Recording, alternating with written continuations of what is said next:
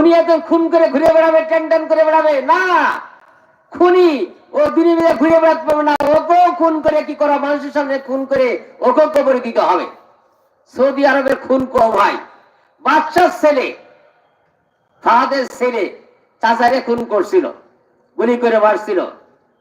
সেই বাদশার ছেলেকে বাদশা করে খুন করে দাও, নির্দেশ।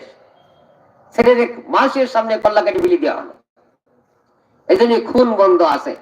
আমাদের এই দেশে যে খুন হয়, পুলিশ যদি জানতো যে গুলি করে মারলি আমাদের কি এরকম জেল হয়ে যাবে না, আমাদের খুন করবে না, তাহলে তারা গুলি করতে সাহস পেত না। খুনি যদি মনে করতো যে খুন করলে আমাকেও খুন করে ফেলা হবে না, তাহলে সে খুন করতো না, অন্য কিছু করতো, খুন করতো না সে। এই ইসলামের যে আইনটা, এই আইনটা যদি আমাদের দেশে চালু থাকতো তাহলে খুন কম হতো। আমাদের দেশে যে ইসলামী আইন যদি হতো, হাজার হাজার কোটি টাকা যাকাত হয়।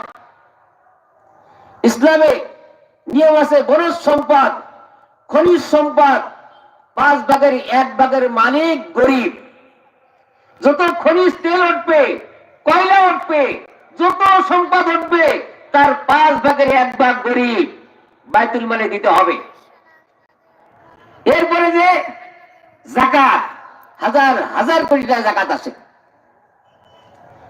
ফসলের যাকাত, ফসল মনে করে আমাদের গুয়াহাটি উদয়পুর দিয়ে ধান যা হয়, যদি 1000 মন ধান হয়, যদি 500 মন 1 মন 5 মন ধান হলে, হ্যাঁ 100 মনে 5 মন ধান, দেখেন কয়েকটা যদি 100 200 500 মন যদি হয় ধান, যদি যাকাত হয়, আমাদের গরিবকে যদি বিলাই দেওয়া হয়, তা আমাদের দেশে গরিব থাকবে নাকি? এই যে কলা হচ্ছে না, এই 20 কান্দি কলা হলে 1 কান্দি কলা গরিবের হক, এটা গরিবের হক। ফসল যা হবে, এই ফসলের ভিতরে 20 ভাগের 1 ভাগ গরিবের হক। আপনাদের বর্গা করেন না, যে বর্গা যারা করেন বর্গাদের ভাগ দিতে হয় না? তা আল্লাহকে যে আমার জমিন বর্গা করবি, আমার জমিনে যে ফসল হবে সেই ফসলের 20 ভাগের 1 ভাগ আমাকে দিয়ে দিতে হবে, শরীয়তের নির্দেশ। কিন্তু আমরা দিই কয়জনে? আমরা দিতে চাই না। ব্যবসা করলি লাখে 2500 টাকা গরিবের হক। 1 লাখ টাকা বিজনেস করতেছেন, 1 বছর পরে 2500 টাকা গরিবকে দিতে হবে। তা নাহলে আপনার এই সম্পদ আপনাদের জাহান্নামে যাওয়ার কারণ হয়ে দাঁড়াবে।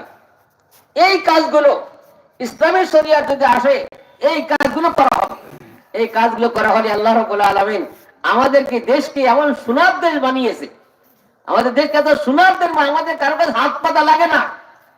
চোরাগুলো চুরি করে করে পাচার করে দেয় টাকা, হাজার হাজার কোটি টাকা পাচার করে দেয়। এক গার্জিয়ান মনে করে বাড়িতে 2 কেজি চাইল লাগে, গার্জিয়ান কেন না? আমাদের দেশে 18 কোটি মানুষ, 18 কোটি মানুষের যে সম্পদ আল্লাহ পাক এখানে দিয়ে দেয় করে।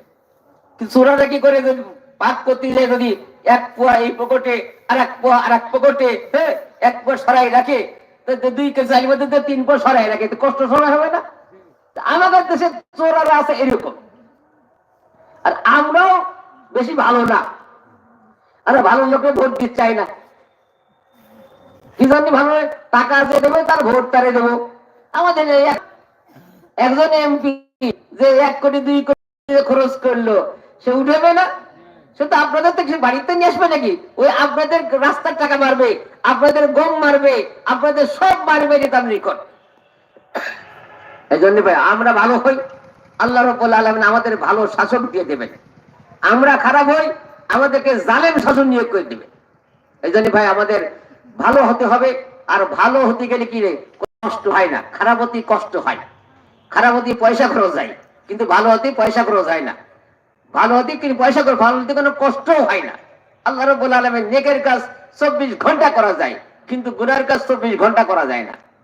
এই জন্য ভাই আমরা যারা এখন বেঁচে আছি, কবে দুনিয়াতে চলে যাব কেউ তো বলতে পারে না। রাসূল সাল্লাল্লাহু আলাইহি ওয়াসাল্লাম 63 বছরের দুনিয়া থেকে চলে গেছেন, আবু বকর সিদ্দিক 62 বছরে চলে গেছেন, উমর রাদিয়াল্লাহু 63 বছরে চলে গেছেন।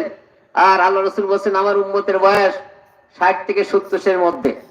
এরপর যেটা পারাই 2-1টা ব্যাপার, কিন্তু অধিকাংশ 60 থেকে 70 এর মধ্যে।